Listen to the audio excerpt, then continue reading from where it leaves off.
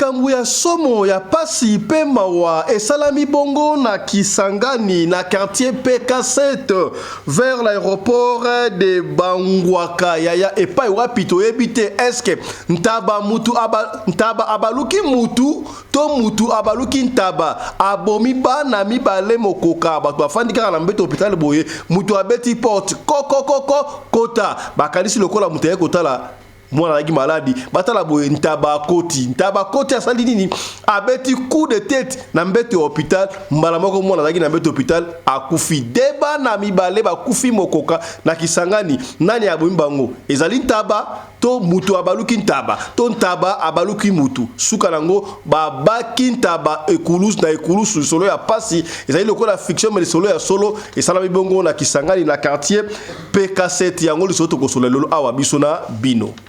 Plus de 12 000 tonnes ya ba déchets tout ba salité et makabongo par jour na mboka engumba Kinshasa pasi ya kosakana te na kata ba déchets wana ezali na ba sachet ba poubelle bloqué belé bla ba ménage nyonso tout wana ezalaka 12 000 tonnes par jour kasi ya mabe ezali nini point final ya décharge ya ba salité wana ezalaka te na Kinshasa okomona swati batumbi to basali boye conséquence tango nini ba maladie ezalaka ebele na Kinshasa tokosongi noka na émission ya lelo.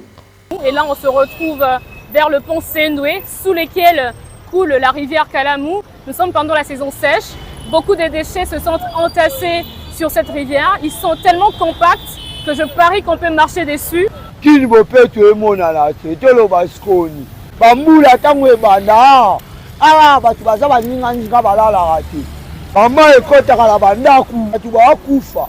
Encore affaire sortie médiatique, la chef de l'État Félix Antoine Tshisekedi Tshilombo et pas wapi akenda ki ko se faire soigner atala na bokono bongo na mboka engumba Belgique et pas wapi après sortie médiatique na ye y a eu un silence.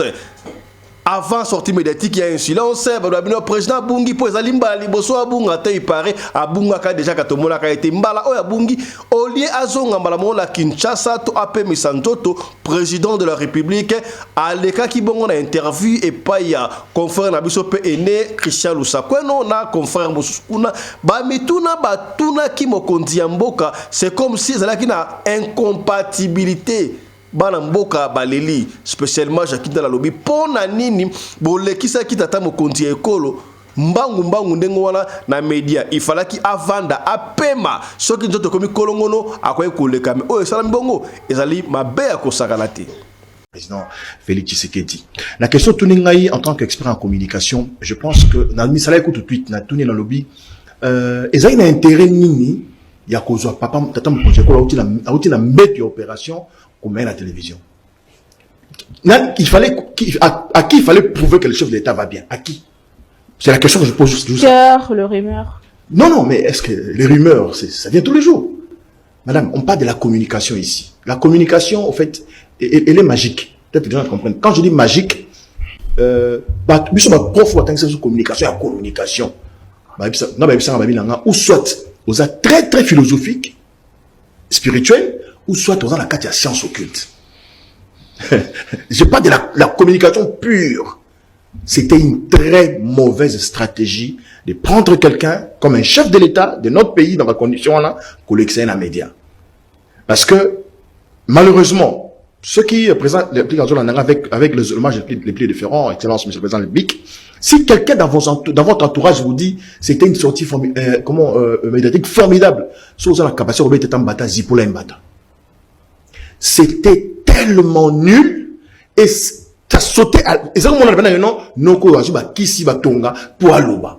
Yaya tokoloba tiboko yoka yo muto mesala kosala maquillage o BBL naturel o nini boya keba na ba maquillage est-ce que que rouge à lèvres mingi ba rouge à lèvres mususu zala ka bongo makila ba kenda ka église na maquillage yo muto o mesala ko kende église o tiba maquillage ba beauté yoka. Biso to banda ko sala monza sama surtout biloko mingi maquillage nga yebinde ba maquillage komuna nga boiti na mda transformer lunga makasi ngana banda boma batu presque maquillage surtout na quatre églises na loba mingi na sala mission nga na quatre églises nga so na côté na quatre églises soki na moni mutaté maquillage na attaqué mbala moko. Naloba bien na kota na mutaté loko alito na robe kanga na koti na kati nzoto ne pona boma pasteur. Donc yo o komi privilège ko boma pasteur na yo. Likola biloko tiaka. Tolongwa na mboka engumba Kinshasa tokata bongo na Congo Brazzaville pai wapi na parlement baboyi ko traiter dossier oyo ya session ya mabele ya ba congolais ya Brazzaville et pai ya ba rwandais. Est-ce que bobosani mama oyo voilà ba députés nationaux o tolingi ba représentaka non seulement ba pays le Congo Brazzaville ba pays le Kinshasa mais ba Afrique ba défendre intérêt africain. Mama député oyo a tourné question pona nindi boseda ki ba terre na biso et pai ya ba rwandais na intérêt nini. Est-ce que biso moko tozangi bangé ya bilanga toto ko sala bilanga te bo pesi yango pona nini président parlement aboy ko répondre à question wana baleki yango pona nini. Est-ce que représentant ya population o ba député ba na droit ya koyeba te population na droit ya koyeba te makambo ko likana mboka na ye tala kuntseki tala kumamba.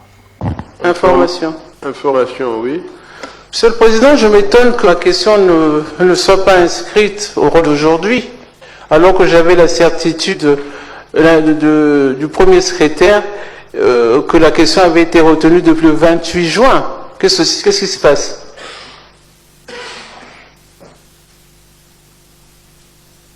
Bien, malheureusement, cette question n'est pas dans le rôle d'aujourd'hui. Bon, ben d'accord, alors je vais faire une conférence de presse parce que ce que j'ai à dire est très important et vous ne voulez pas l'entendre. C'est ça qui est navrant. C'est vraiment navrant que dans ce pays, on ne veuille pas s'entendre parler. On ne s'écoute pas. Pourquoi vous voulez cette question? C'est parce qu'il s'agit du Rwanda? Mais il faut parler du Rwanda, justement. Parce que c'est grave le problème des terres. D'accord, je vais faire une conférence de presse, moi j'expliquerai au Congrès pourquoi je n'ai pas pu parler à l'Assemblée et qu'on couvre le problème du Rwanda. Je vous remercie. Alors, Premier secrétaire. Merci, honorable président. Allô, bonsoir, frère Kingani. Ngai, sœur Kingani. Nabengaki po pasteur apesenga numéro na yo. Ayebisinga ke ozoluka mwasi oza célibataire. Yango nga pe lokwa pe naza célibataire. Nalingaki na tenter chance na ngai na yo. Na sepeli sœur Kingani pasteur ayebisaki ngai yango. J'espère que za na ba critère onga nazoluka epai ya mwasi. J'espère que zali travailleuse lokola Ruth, kitoko lokola Esther, respectueuse lokola Sarah, compréhensive lokola Rachel, okabaka lokola Tabitha, ozali mwasi moko simiza lokola Léa, et puis ozali na foi ya Anna. Ah, papa, nyoso wana na nzota mutu kaka moko? Bien sûr, sœur. Ok. Ah, soki bongo kasi na tia oyanga pe na mesa kasi na bongo banano bien. Ok, frère Ngape, j'espère que yoza pe mobali kitoko lokola Adam, oza bosser lokola Noé, ozali na leadership, oza leader lokola Moïse, surtout oza na patience ya Job, oza na fidélité ya Joseph, oza na foi ya Abraham, force ya Samson, osambela lokola Daniel, oza na onction ya Élisée, oza na sagesse ya roi Salomon, et puis le plus important, oza na richesse ya Jacob. Est-ce que yo poza nyoso wana?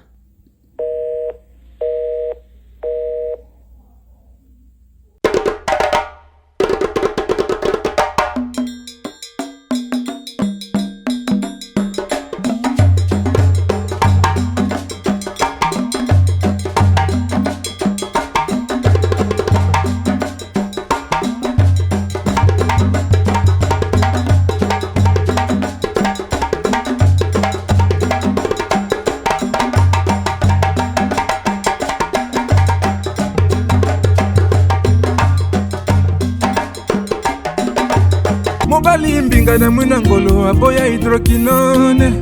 Soki ezotambola basheri bazokoya mayanga. Na retrouve douce tendresse affection epana yo. Nasalelo nini po ndimake na kupendaka sana. Shita kwacha pelende wenjo.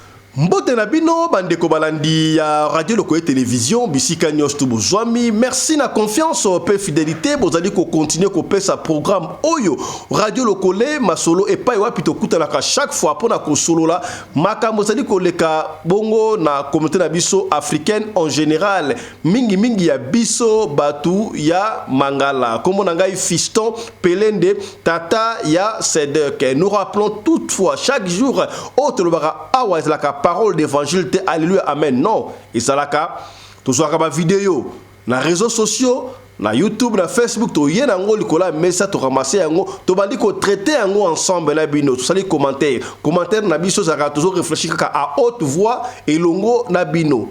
Et puis masolo to betara awa ezalaka te masolo oyo to inventaka yango ezalaka masolo oyo bino moko bo pesa ka biso to beta yango pona kosunga communauté. Est-ce que komi c'est que bien ekendaka ndengo wana spéculation topé sur la toile vidéo tambola ki akosakana te makabo ntaba baluki mutu ntaba saliboe ntaba bobibana to bana ko beta yango te poto to kina précision te sikabo to yena précision boyo kalisolo ya ntaba oyo e salamaki wapi e pesi biso mutu ko soit to koloba nini ntaba baluki mutu to mutu abaluki ntaba oyo aboma bana mibale mokoka. Est-ce que liwo wana ya bana eutaki wapi? Eutaki epa ba parents, faute ya ba parents bomba ki bana te, peut-être devant na bango qu'est-ce qui a fait que ntaba wana topé bana mibale ba kufa kaka na journée moko ko peur de deux personnes dans une famille moko et zalaka matata bing passe ya ko sakana te.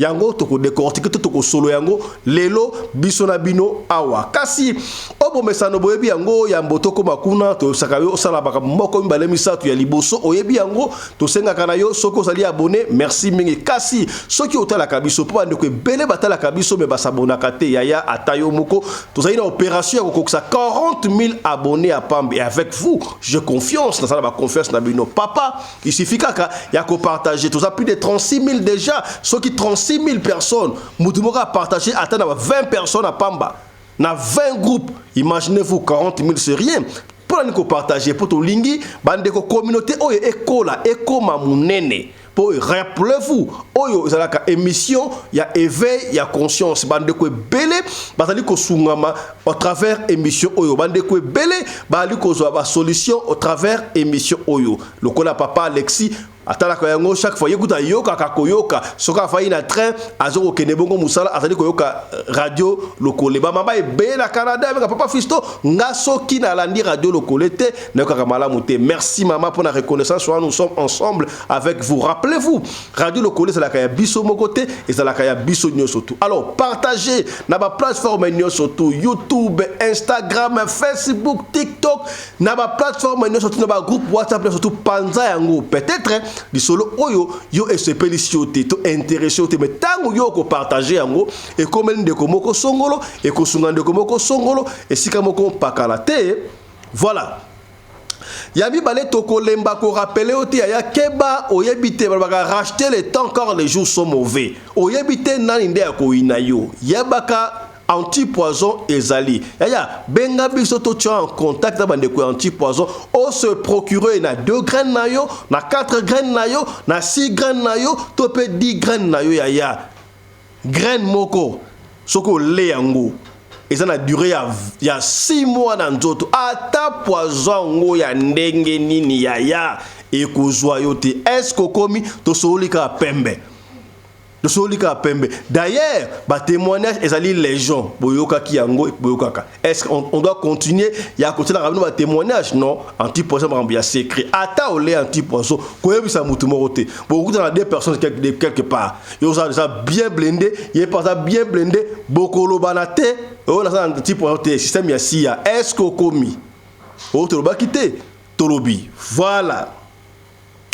Ozali na Bumba, ozali na Lisala, ozali na Isange, ozali na Kuala Lumpur, na Venezuela, na Brésil, na Guatemala, na États-Unis d'Amérique, na Finlande, na France, na Sénégal, na Éthiopie, na Istanbul, partout à la émission na bino yango yo et bandit to partager pour na esunga baté comme la bande ko isika oyo ba komi. Plus de 12 tonnes ya salité et makabongo na mboka Ngumba Kinshasa. basalite wana nalobaki yango ne bandeli ezalaka okomona muto asali pondu atondisi basalite azui abwaki na balabala to atena poubelle suka nango abengi mutu ya pusu akeko décharger yango alors basalite nyonso tu wana lokola bamboka monsieur ezalaka bazalaka na point ya décharge point final ya décharge.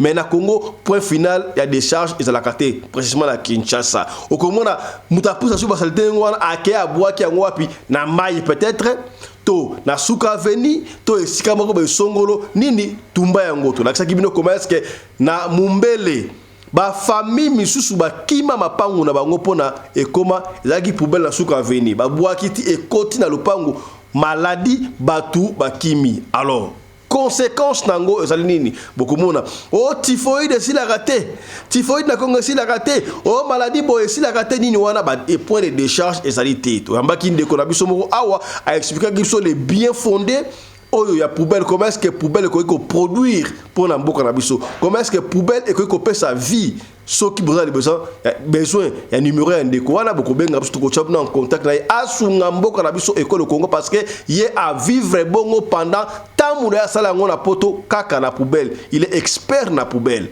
landana nous reçu oyo conseil de sali pour na makambo oyo ya poubelle et pas wapi gouverneur à ville ya Kinshasa Daniel Bumba Maël Silie arabi ça fait une année déjà balongola ba poubelle te balongola ba santé ya Kinshasa tala quantité ba salité wana et ils ont payé mutu ko soit à cause la ndenge na aide na bino ndeto kolonga landa reçu sur salité poubelle ba déchets na ville ya Kinshasa na reçu ndeko na biso oyo suivez. Plus de 12 000 tonnes de déchets solides sont produits tout le jour à Kinshasa. Ces déchets proviennent essentiellement des ménages, des commerces, des administrations, des individus et des industries. Dans son discours d'investiture, le nouveau gouverneur de Kinshasa, Daniel Bumba Lubaki, a affirmé, je cite, « Depuis près d'une année, ces déchets ne sont plus évacués. » On se retrouve donc avec près de 4 320 000 tonnes de déchets à évacuer vers la décharge finale. Or, Kinshasa n'a pas de décharge finale. Ces déchets qui s'entassent donc ainsi dans les rivières et aux alentours ont des conséquences sur les riverains. Des odeurs nauséabondes, des maladies telles que le paludisme avec la prolifération des moustiques ou des inondations en saison des pluies. Mais je vais étouffer biso twana nzinga quartier. Bomi péterasi ya tout ya kitambo mobimba. Place ma euta ka likolo kuna tina sebo kitambo kufi. Ba bourgmestre ba ye to lobi to lembi. Par conséquent, ces ordures se retrouvent un peu partout à travers les 24 communes de la ville de Kinshasa. On les voit dans les marchés, dans les grandes avenues comme dans les petites rues. Ces déchets finissent aussi dans les tranchées, dans les cours d'eau et dans les rivières de la ville. Nous avons quitté la commune de Kintambo pour celle de Kalamu et là on se retrouve vers le pont Sendoué sous lequel coule la rivière Kalamu. Nous sommes pendant la saison sèche. Beaucoup de déchets se sont entassés sur cette rivière. Ils sont tellement compacts que je parie qu'on peut marcher dessus.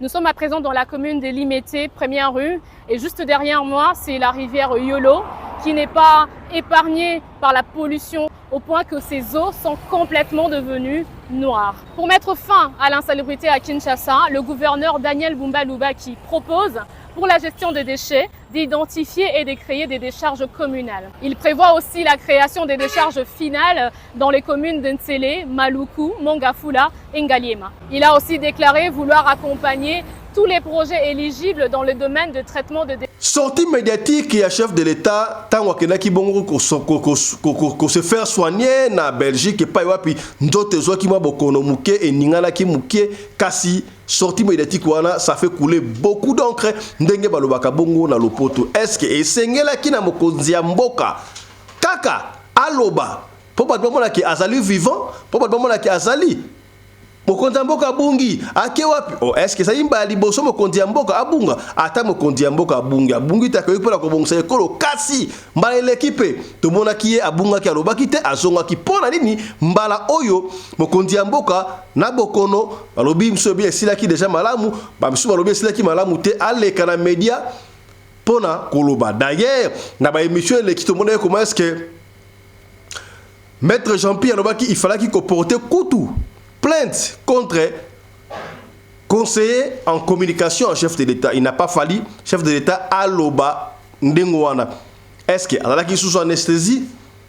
Qui se slègue maintenant d'autre côté pour Makambu au chef de l'État lobby à tout type bordir ya ko sakanate c'est là qui malamouté c'est là qui na incompatibilité est-ce que yo muto ta la biso kuna omoni incompatibilité na discours to na interview au chef de l'État ce qui omoni yango tikra ce message kuna et pas wa pito propose sikabwe confrère na biso ancien confrère na biso ex confrère Jacques Ndala oyo atala ki bongo président ya jeunesse ensemble. C'est un bon communicateur. J'aime bien Shakindala. Un bon communicateur. Asali moi analyse naïe. Moi lecture naïe sur sortie médiatique et chef de l'État. Est-ce que c'est sortie ratée ou promettante? Et puis si moutou que soit Landa Jackie Ndala. Président Félix Tshisekedi. La question Touningaï en tant qu'expert en communication, je pense que dans le écoute tout de suite, dans le lobby.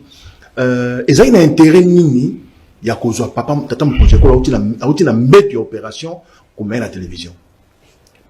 Il fallait à qui il fallait prouver que le chef de l'État va bien. À qui? C'est la question que je pose juste. Le rumeur. Non, mais est-ce que les rumeurs, ça vient tous les jours?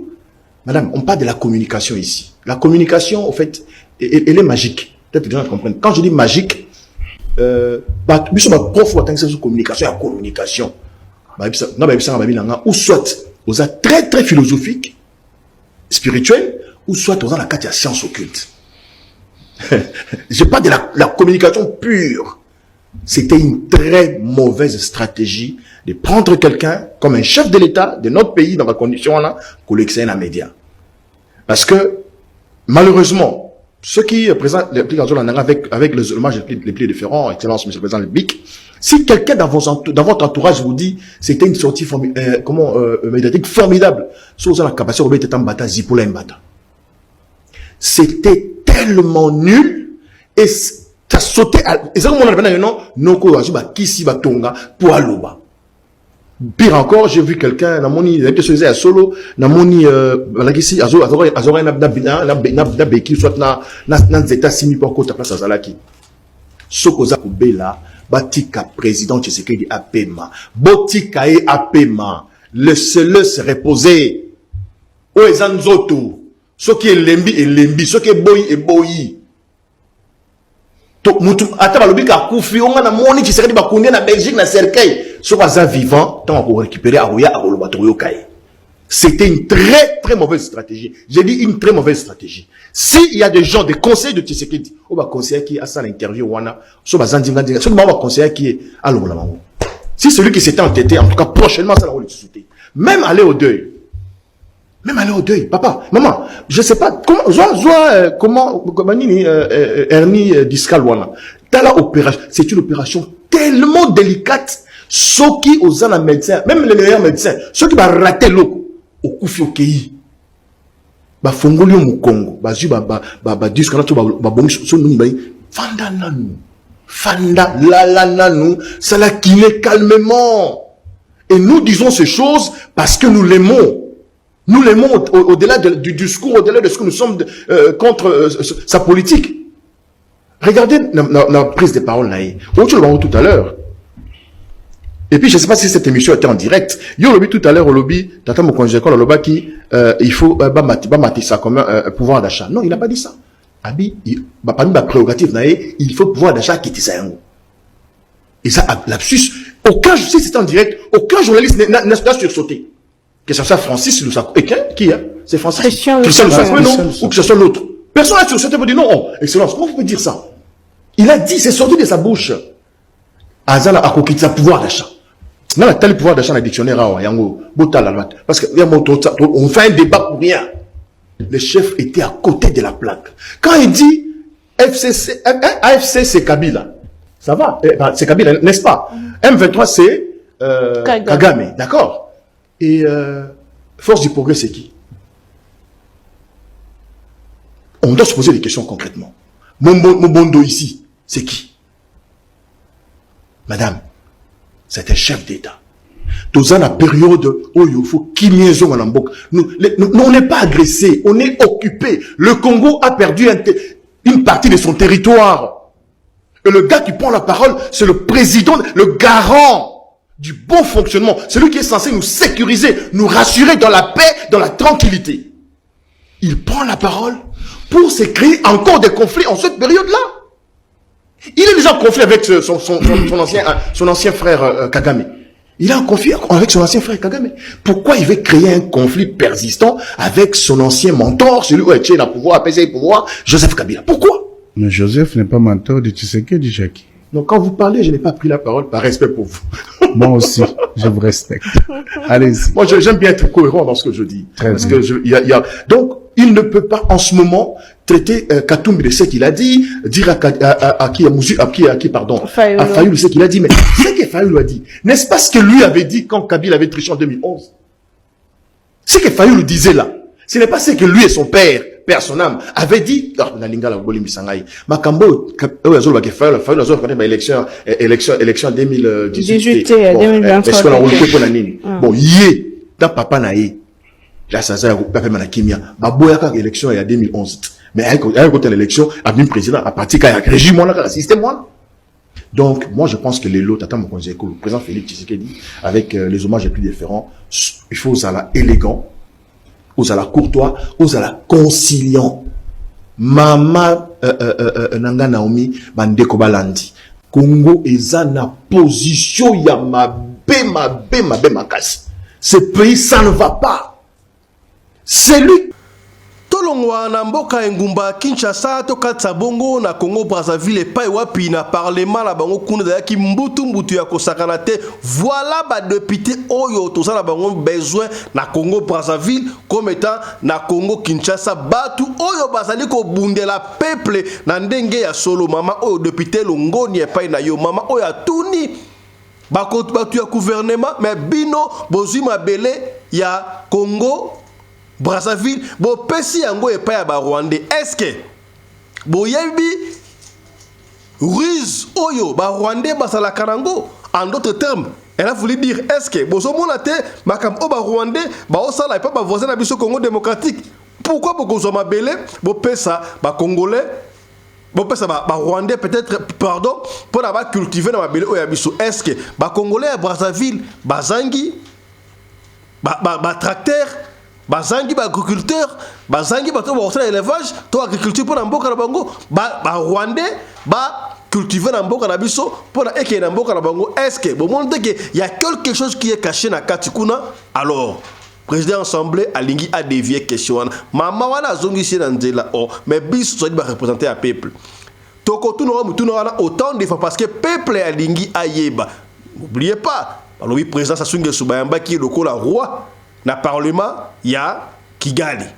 Est-ce que quelque chose cloche? Qu'est-ce qui ne va pas? Bazoteka, Congo Brazzaville te. Est-ce que eloko oyo et salama na R2 Congo? Inge salama na Congo Brazzaville te. N'oubliez pas, ce que tali livre, il y a empire yima touti balinga ki ba lingi ba conquérir Afrique mobimba en commençant par l'Afrique centrale. Ezali ka na kata makanisi na bango te, tozali ya solo bali ko cultiver. Bobo sanate mikolo uti ko ya awa to yoka ki paraît.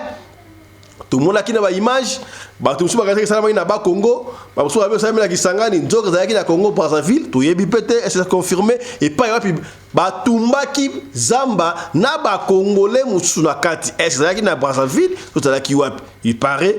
Bande Kouanande, Tumbaki, Congolais à Brazzaville, n'a yébité, j'ai pas confirmé. Et puis si Ngaï Moutou Koswa. Kasi, image autre, là yo, botin de la Yango, député à Kinshasa, voilà comment est-ce qu'on peut défendre son pays. Je vous ai dit hier, ma député, à l'époque, on s'appelait comment? Commissaire du peuple, n'est-ce pas?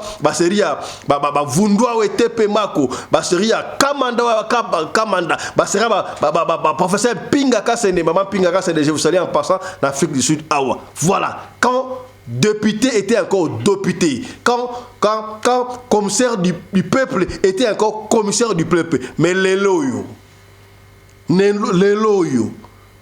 Donc, indépendance to joie, nion soto to bunda. Donc, tout ça pour ça.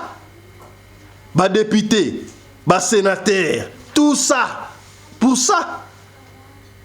Plus de 60 indépendances. Pour ça. Exemple à suivre. L'anda député Oya Brazzaville. Suivez. Information. Information, oui. Monsieur le Président, je m'étonne que la question ne soit pas inscrite au rôle d'aujourd'hui, alors que j'avais la certitude du premier secrétaire que la question avait été retenue depuis le 28 juin. Qu'est-ce qui se passe?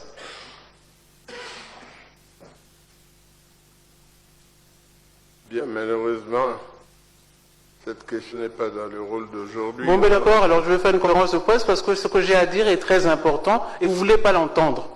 C'est ça qui est navrant. C'est vraiment navrant que dans ce pays, on ne veuille pas s'entendre parler. On ne s'écoute pas. Pourquoi vous voulez cette question? C'est parce qu'il s'agit du Rwanda? Mais il faut parler du Rwanda, justement. Parce que c'est grave le problème des terres. D'accord, je vais faire une conférence de presse, au moins j'expliquerai au Congrès pourquoi je n'ai pas pu parler à l'Assemblée et qu'on couvre le problème du Rwanda. Je vous remercie. Honorable Premier secrétaire.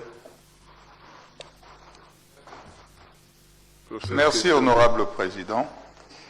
Nous avons des contraintes. Cette question a été abondamment débattue ici, dans cette salle.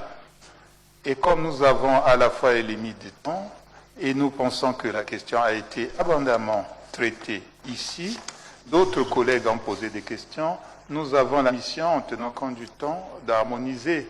Nous ne pouvons pas revenir à chaque fois sur les mêmes questions, parce que d'autres collègues ont aussi d'autres préoccupations.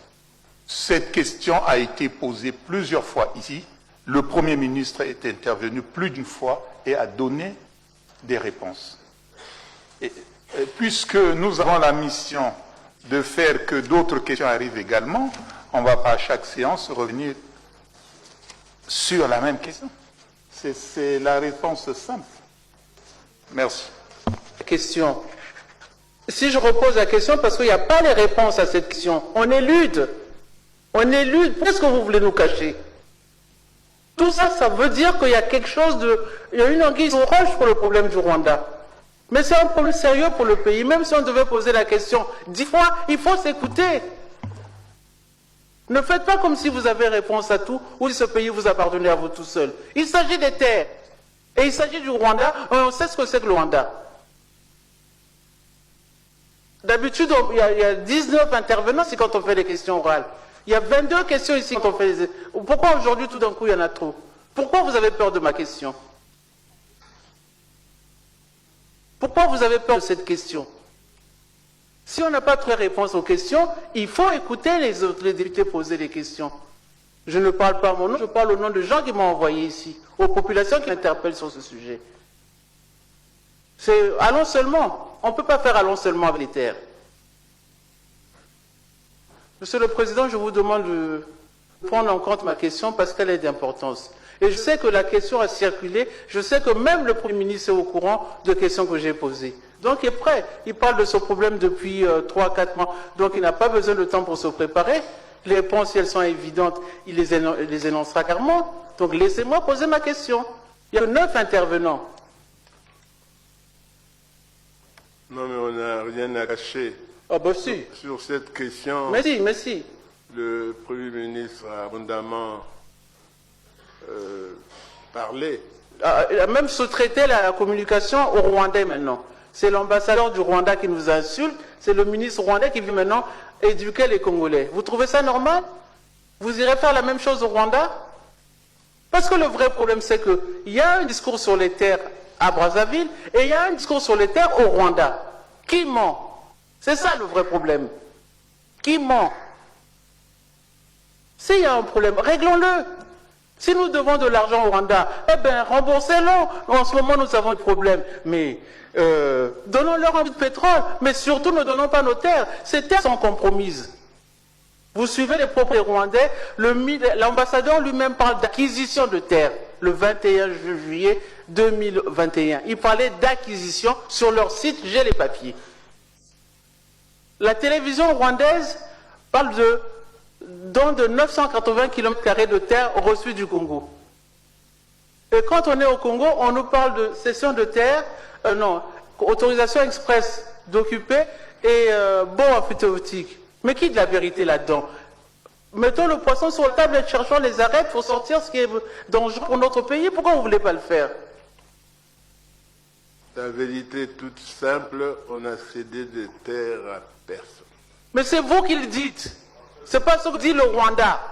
Bon, de toute façon... Yaya yo muto mesana ko kende église au touti monzele au d'emblée au sali maquillage au sali bibiel naturel au sali bibiel baluba au sali oyo ko sala wana yaya tala ndeko mwasi oazaki princesse des eaux sirène des eaux apesi témoignage muke tokati mwa extrême muke pona yo po yo kanzoka ba rouge à lèvres mususu wana ezalaka bongo makila ya bato basala rouge à lèvres oh il a expliqué monde ya sababele ndenge ezalaka banda kwa danse kuna est-ce que bato babongo maka oyo soit disant zaki sirène nazalaki pas diable nasali soki 11 ans na sadali sifer nazalaki a collaborateur yaya nazalaki collaborateur ya Lucifer pendant 11 ans.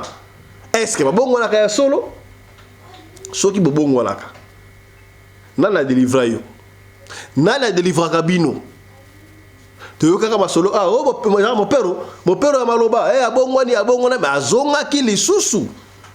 Est-ce que ezalaka kobongo moko sincère ezopesa mutu koso mais tokolakisa yango mpona kobenda okaka bato nalobi te ke otaka su monzelete parce qu'il y a certaines personnes yé caillou na caillou lundi ti samedi caillou kaka dimanche soka sombaki moi veste na ye moi blouse na ye moi blouson moi perpète moi kwai moi talon akota ngwapi kaka l'église te donc l'église est comment esika otokela kolakisa bo montre na beti yoji bo montre na beti boy et kobaka l'église na ba pasteur na ba fidèle et pour so beti monte mokolo wana yo ndoko bado mbote okoma l'église frère kinga di boni sœur boni yo badi ko pesa batu mbote non pour ngona ngokala mais pas mona ke obeti forme ba mona ke osimbisa ki ya Gucci ba mona ke osimbisa ki ya Twin Family Fashion ba mona ke osimbisa ki ya Versace ba mona ke otie rouge à lèvres soki ya ndenge rouge à lèvres nanga ezaka cherté na somaki oso na wapi oso na mushini babeka oni mushini soki nini wana rouge à lèvres nanga ezali kuti ya kingani boy yaya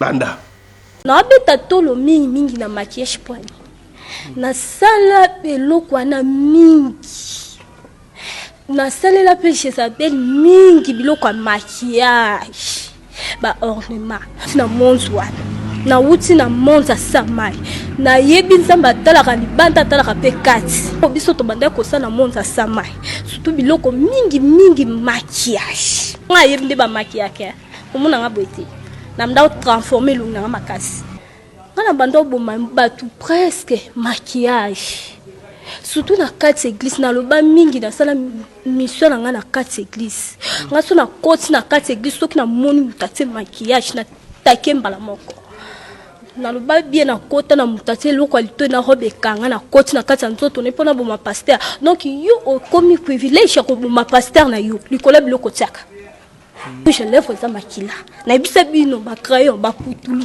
na bisa bino chinois asala kana to biso na ye to ye bani monde sa mai na loba keza mukili yo ko mona ngo maite ya mukili papa okoti pe zelu pe on yati mabele ba peso pe talon na makolo lati okokende pe poto na monza sa mai basakana na mukili wana mukili kitoko bandako penota bandako ba ministre bandako bata mboka ezakuna kuna ezapela so ke kuna moyo zonga ezate donc omona amukili mabe kuna nde ya kitoko papa biloko to bandako salela ba poudre wana soki mutu tozwi toniki wa comme des poussières toniki potulu tozonika nde tozwi tobandi kosango na bamilanga ba poudre tobandi kosala mingi poudre vague tobandi kotilisango makasi so tosali poudre wana ali tozwi tosindi funda selon bademone nde bazalaka saka bango wana ata bien moko Zambe apesa permission totia bango wani zaka volonté na biso moto tosenga kaye moko lobike totia bango nde totia bango batambola kana batu soki muto tambola ye bango pe demo paza pembe na pe tambola na ye na zambaza na cimetière za se maya za ngana zalaka ya to ko betela osika boliso to ko solola tambola na mokili omona makambunga li solo o epesinga mutu ko so epesinga short de poule je pas compris ya et salami bongo na Kisangani et salami na Kisangani na quartier PK7 vers la route pardon, il y a aéroport, il y a Bangwaka, la Kisangani. Il y avait une famille. On ne sait pas par quelles circonstances bana bana ko bela bana mi balé bana ko bela bana ko na évité na somo na esika ngo basa ba villageois to eza moi cité na évité mais papa wana asala bana na yi bana 5 pa bana 5 wana de bana babandi masolo kaka on ne sait pas bana bali ko bela po nini yango na yebsaka o yaya ke bakara bana na yo musala yo ko tsaka bana na réseaux sociaux yo ko mona osala bukumba osala retu yo yaya ba to banga souté hein kale sala kasuki moi sala zemi moi na mukumba akobima te abatami na ndaku ti akobota et puis abimi mais sikawa équiparation souté. Moi, c'est ça la zemi. À zemi, là, zemi n'a un mois. Et zemi n'a 2 mois. Zemi a 3 mois. Zemi a 6 mois. On a robot à lobby. Parce que tout est comment en public. D'ailleurs, naba mikande à l'état où tu vas mikanda secret comment sur la toile. Nandenge nini yaya. Oyebite na ko inayo. Ya ngoto ça appelle un petit poison. Il y a un petit poison le sarabana. Peut-être on a un conflit monsieur yaya yo ebina oté. Tu es inconscient ou douter aux la promenade moutouté yo sont mené vie normal mais batu zonga na yo bazo ko loka li kunia o ya la tsarani nango kaka vidi kaka pamba we ya la tsarani kaka tsaba ne baso batanga na école kuna baza spécial basaka ko na biso ya la dans les vidi ga ndengo wana.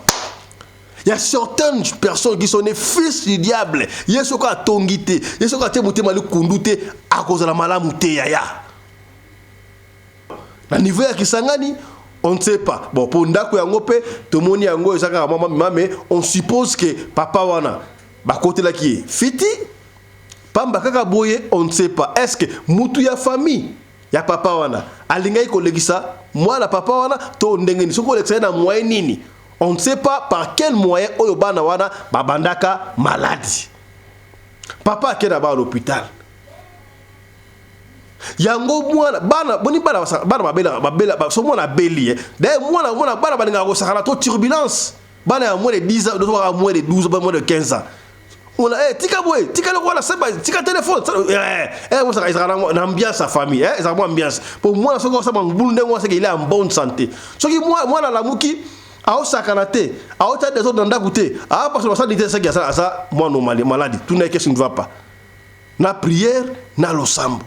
Mais na pegisa bon la pegisa na interpeller qui bino na fongola qui bino esprit et ça ka que moi na ki mo mutu passe que mbangu l'hôpital yaya ezo qui peut les sous na pays aux ali on a ça en Europe on a ça en Afrique du Sud on a ça quand deux cas la Congo ba très bien été même na mikili comme développer tout très bien mais batu a est-ce que commis au comment na mutana mutu passe surtout na Turquie ça la attention.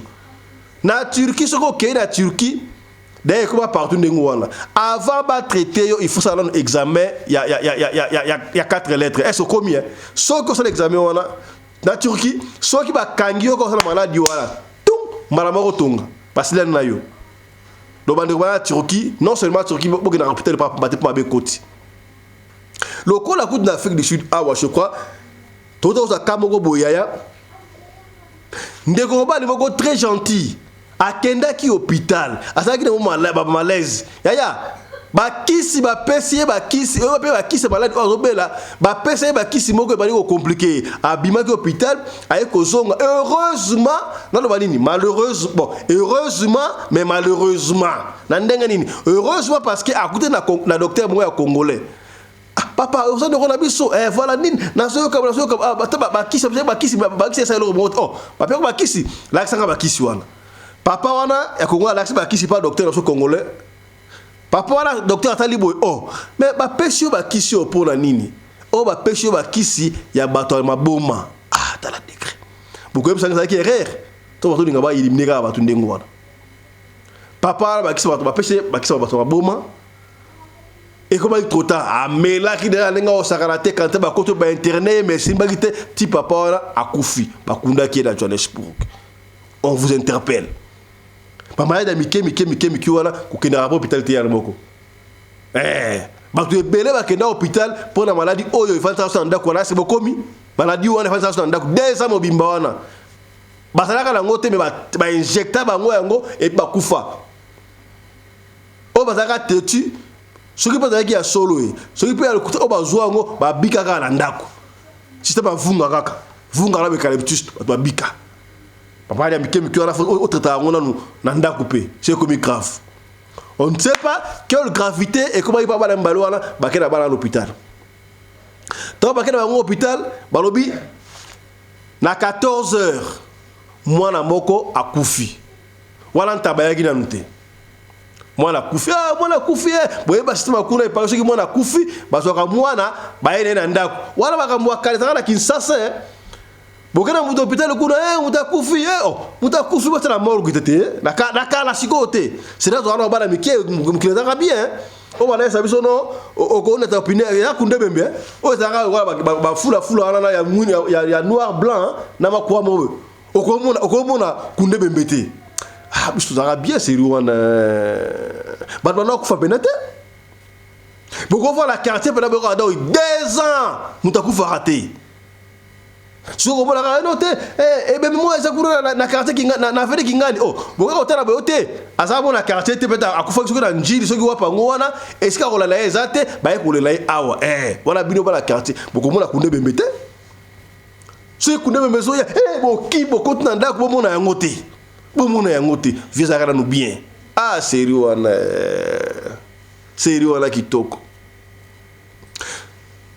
siko ekoma nango ebembe ekoma nango doki esika ambiance soki mutu na bino omoni maade ezaki makasi bobandi déjà ba cotisation ndenge tokundela yaya ngai makambo ekoma boye mutu osala cotisation bokunda ye na akufi te donc tokosa uniforme boye tosala boye boke bobuke na salle déjà mutu na akufi te okomona pe wana mutu anga akufi ebele bakufa pe ndenge wana te organisation de akufi ndenge wana bozwi ebemela mna hôpital boye na ndako na ndako boleli ezalaka mpe rare bapompe funèbre oyo babenga pompe funèbre esika oteka bacercueil ngai nayebaka esika moko kota mama ye mo en face à maman ye bona osala bacercueil wana me kalame ka ezalaka mpe na so mutu akufi surtout na ndako so bozwi ebemela hôpital bokende na ndako allez baye bazwi ebemela mno mesure n'est-ce pas bakesala cercueil voilà balance en neni babimisi mbetu pene bolalaka penana yango bayemba te banzembo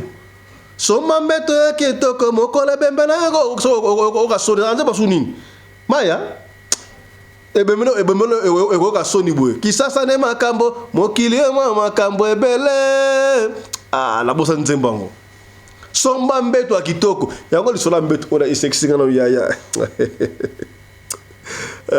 mbeto oyo vieux moko azalaka na Johannesburg awa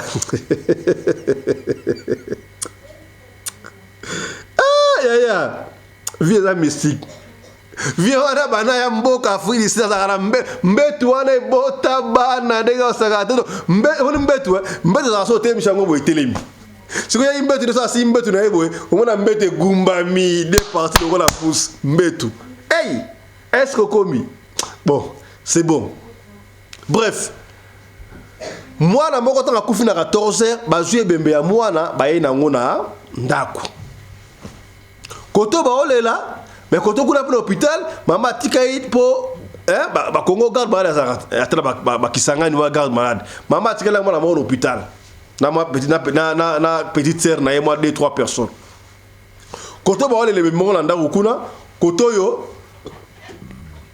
na hôpital mwana mso tikali kuna docteur peut aller checker moi, on qui a checké. Non, moi là ça va, peut-être beaucoup lobby toi après lobby il y a pas de soucis de ngwa bafanda. Yaya. Ba koma 0h. Moi ko fana akufana 14 et bembele na ndako kuna, ba oza bazo wa mesure ba sa circuit. Koto ba fani na 0h. Na ebito hôpital ngo za kindenga nini? Oyo foka be ba beta porte. Ezaki ndako ya mutu dispensaire.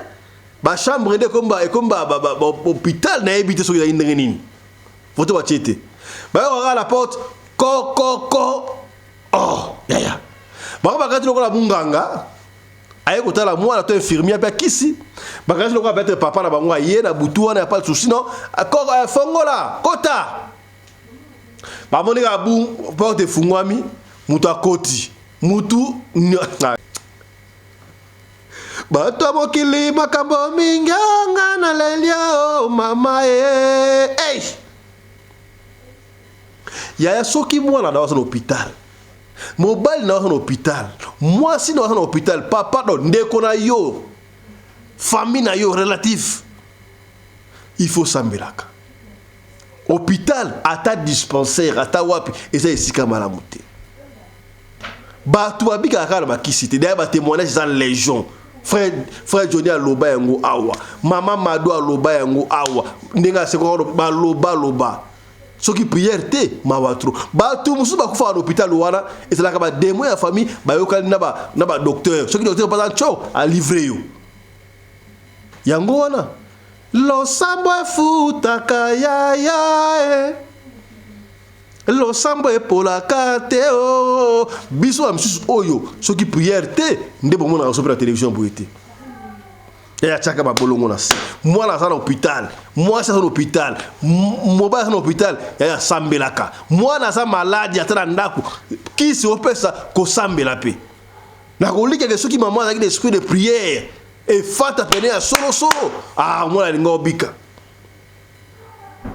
ko wala lo mbangu to benga na benga prophète na benga pasteur yo moko na lusambela yaya ko entrée porte fungami nani akoti ntaba koti hôpital yaya to yebite ntaba wana ayaki mutu akomi na porte akomi ntaba to ayaki ntaba akomi mutu akoti na gate kuna apa baluki ntaba on sait pas potoka yisolo oto sabi mwana ndoki wa bakaki na ndoki la kisasa wana ya baluka mpuku akoti ti akoti na chambre batubu akomi mutu sali mission na ye ntaba kota oh ntaba bet batu bagati lokola ntaba wana sana mutu ayena ntaba pesa mwana ntaba non ntaba ibo na koti ntaba koti kote mwana lalaki na mbetu mwana bazong samai au malobi ntaba su coup de tête à beta na mbetu bebe ka mbetu hôpital des alakate a beta coup de tête na mbetu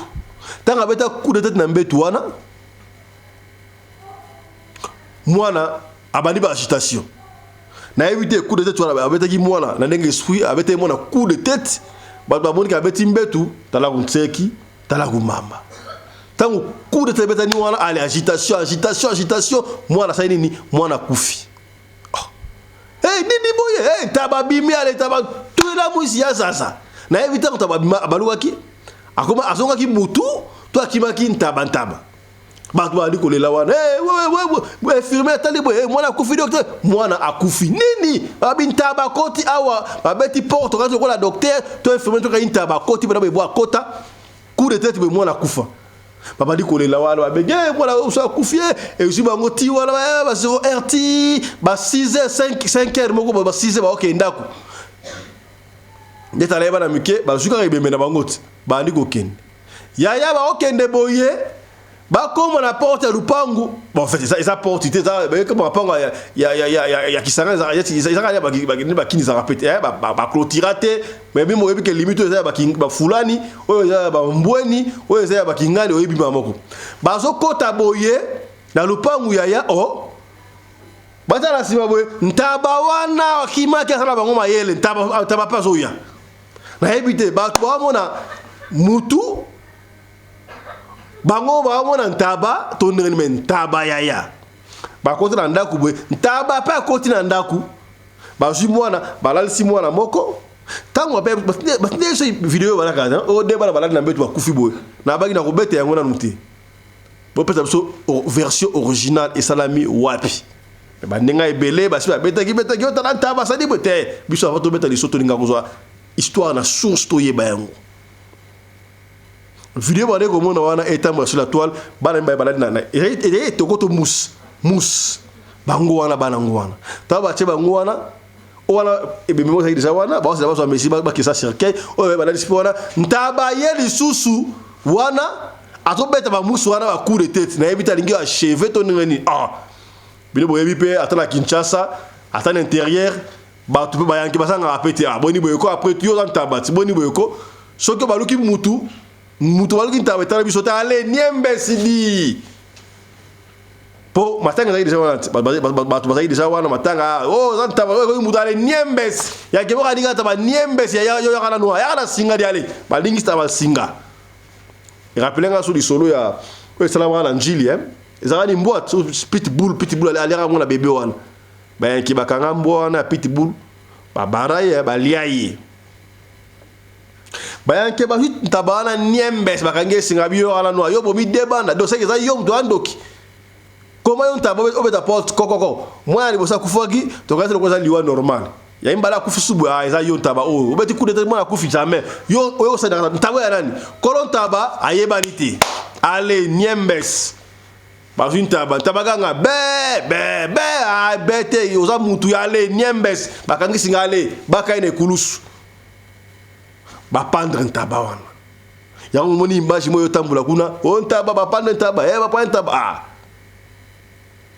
mbili tokochela image wana oyo ka explication ya ndeko mais ntaba de ba pendre wana pour la régulation tokochela wango te mais image o ba pendre ntaba ndenge ntaba wana na batuna sima keni na groupe gold le collé gold okomona ne ntaba zo na batuna sima no wana kokamwa mukilinde boy sikoyo ntaba wana eza mutu abaluka ki ntaba ton ntaba abaluka ki mutu eza ntaba ya solo papa ane asala bilanga peut-être to ntaba ayaka kolia ponno bango babenga babetaki babanga abaki boko yoba to ndenge porte mona na bamboka omona papa mo bakota ka baluka ngando abaluka ka lion siko yo soko menacer trop akoyela yo est-ce que papa asala ke loko boko to mama asala ke loko boko c'est que mutu baka baluka ntaba ali abala na ye tala kuntseki tala kumamba lo sambo efutaka ya lo sambo epolaka te soki tosi na hypothèse oyo azalaki ntaba ya solo ntaba ya solo akoya abeti porte kokokoko akoti abeti coup de tête na mbetu mwana kufi tala kuntseki tala kumamba soki alaki mutu abaluki ntaba lokola nde babalusa noko na nyo noko nani noko piroger babalusa ntaba na Zimbabwe ti le suite toyebite bobenganga trop pona noko piroger na Zimbabwe na toza suite te soki bazonga mutu déjà tozaka ntaba to vérifier information to yesa bino bon soki na ntaba ya solo ntaba ngwa ne kotambola 4 bakolo mais noko piroger boya ki kotambola 4 bakolo de bakusto oliaye mais ntaba ko 4 bakolo soki ala mutu mutango zalaki nani tala kuntseki tala kumamba soka alaki ntaba ya mutu asali makambo to mutu akoti na kati ya ntaba ya quartier wana tengo to yeba ntaba bakingani mais ntaba wana ko na ye azomona na te landa so bozo mona événement wana les événements osalemi na PK7 awa sika na PK7 kibibi les événements oyo esalemi mwana aza na hôpital akufi bazongi na ebembe na ndako vers 15h alors kokoma na 0h mwana mosusu mpe azaki na hôpital ekomi 0h bayoki ta azotoke porte bayoki porte bazotoke bakanisi ke ezali bakanisi eza mutu nda ye kotoke po atala mobeli na hôpital alors kofungola porte taba nde akoti après taba kokota taba alandi directement mbeto hôpital esika mwana azaki atuti mutu na mbeto hôpital mwana azaki na hôpital akufi babimi na ebembe ya mwana koya nango na ndaku deuxième mwana taba pa zolanda bango na nsima bakomi na ndaku batie ebembe ekomi ebembe mibale kati ya ndaku taba pe aye akoti eske bazotia ebembe kaka taba mpe azolandaka eske ebembe eza na mbeto. Alors baarrete taba, bakangi taba, ozomona bato wana bazotala, bakangi taba, soki ozomona kuna wana taba ye wana basi babomi ye batie na singa ye wana aza na nzete basali ye pendaison. Alors chose grave, bana mibale ebembe taba mpe babomi, mokolo taba ebani te, esika utaki mpe ebani te. Ozomona evenema eza na peka seti kibibia, bato wana ozomona bazoya mpona koya kotala kaka taba wana, bozomona ye wana bato bazoya mpona kotala ye. Tomoni bato baza awa ebele na peka seti kibibi, eza evenema oyo esalemi tout de suite la na tongo ya lelo, nde yango wana balingami bozomona. Merci beaucoup pour l'information. Mokili ekomi na suka, toluka nzambe, tosalela nzambe, tobanga nzambe, totika nzambe na kati ya bomoi na biso asalela biso, parce que oyo ezokomela biso toyebi esika ezouta te, me toyebi ezali ke kolakisa biso ke mokolo ekomi na suka. Dans tout ça, Togoloba, yaya vanité de vanité, prière. Prière et les cas nyoso. Ce qui prière ezali nyoso oyo kosala mate. Est-ce que komi?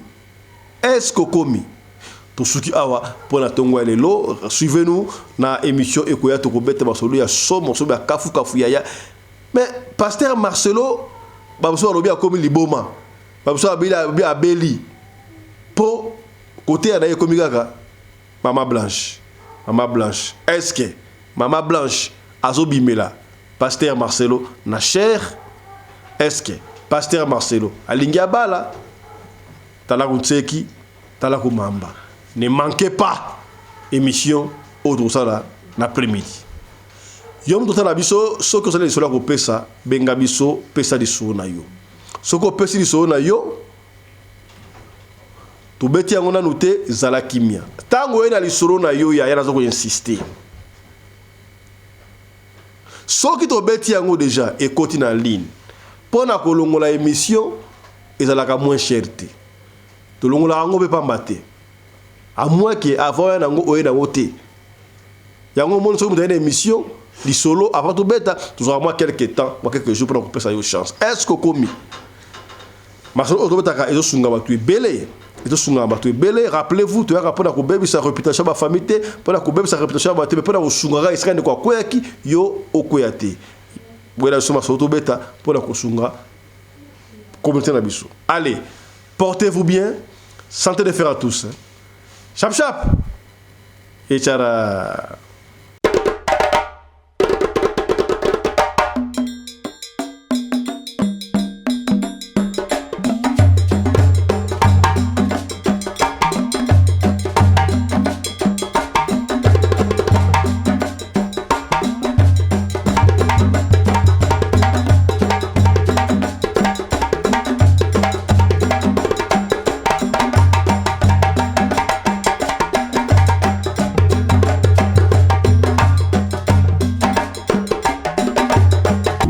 Mbinga na mwina ngolo aboya hydroquinone.